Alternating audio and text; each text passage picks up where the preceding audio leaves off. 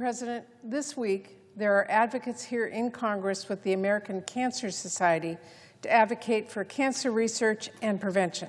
This is life-saving work, and no one does it better than our researchers.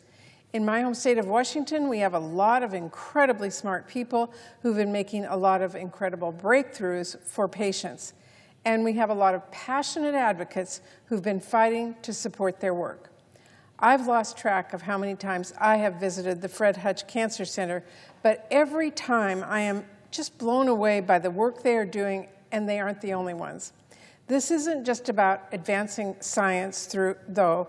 It is about saving lives and finding new treatments and therapies and cures that give hope to help patients fighting for their lives.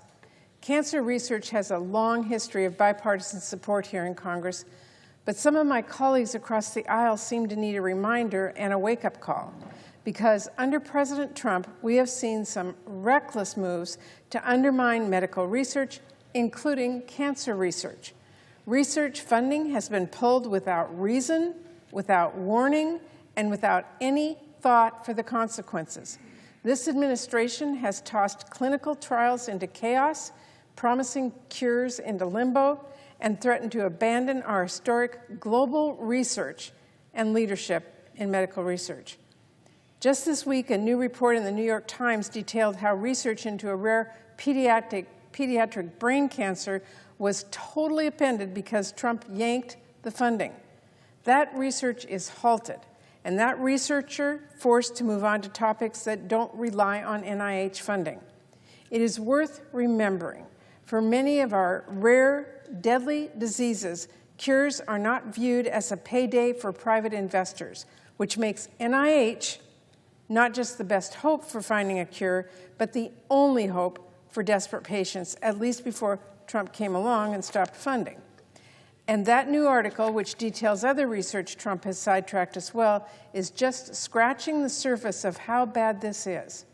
I have heard firsthand from researchers who've seen their work disrupted, and students who are considering leaving the United States to continue their studies. I have also received heartbreaking updates from patients, like a mom in my state, fighting colon cancer, who had her shot at a critical clinical trial taken away by Trump's chaotic, illegal funding cuts.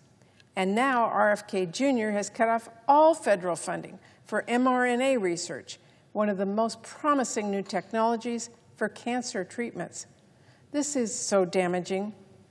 And in addition to supporting the research that finds new cures, we also need to make sure patients can actually access and afford those cures.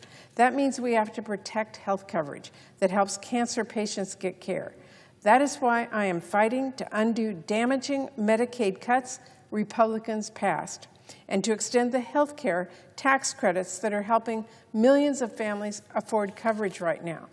We have to make a strong case for cancer research and prevention with facts, science, patient stories, and our voices. And I believe speaking out can have a real impact here. Because when I talk to colleagues on both sides, it's clear there is consensus. We should not let years of leadership fall to the wayside. In fact, in our Senate funding bill, the bipartisan bill that we passed through the Appropriations Committee, we were able to reject some of these damaging cuts and make serious investments in cancer research. But we do have more work ahead to get these bipartisan medical research investments signed into law. Mr. President, I will not stop pushing for that. Thank you, Mr. President. I yield the floor. I suggest the absence of a quorum.